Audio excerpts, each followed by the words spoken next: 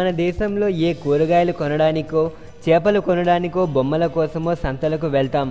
కానీ ఆ సంతలో దొరికేవి కూరగాయలో చేపలో బొమ్మలో కాదు, లైఫ్ టైం గ్యారంటీ ఇచ్చే ముద్దుగుమ్మలు. అదేలండి జీవిత భాగస్వామి. అదేంటి వధువు కోసం సంత నిర్వహిస్తారా అని ఆశ్చర్యపోకండి. చైనాలో పరిస్థితి ఇప్పుడు ఇలాగే ఉంది మరి. ఆ దేశంలోని షాంఘై నగరంలో ప్రతి వారాంతం వరుడు వధువులను వెతుక్కోవడానికి ఓ సంత ఉంది.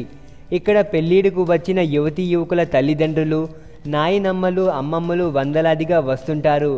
కొంతమంది తమ అమ్మాయి లేదా అబ్బాయి గుణగణాలను సూచిస్తూ ప్లకార్డులు ప్రదర్శిస్తారు. మరికొంతమంది వాటిని పరిశీలించి వాటి వివరాలను నమోదు చేసుకుంటారు.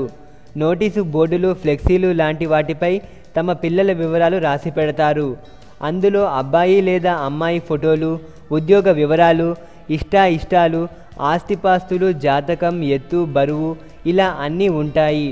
వీటిలోంచి ఎవరికి నచ్చిన వారిని వారు ఎంపిక చేసుకొని ఆ వివరాలన్నిటినీ నోట్ చేసుకుంటారు.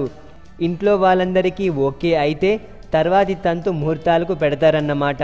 చాలా వింతగా ఉంది కదా ఈ చైనా సంత.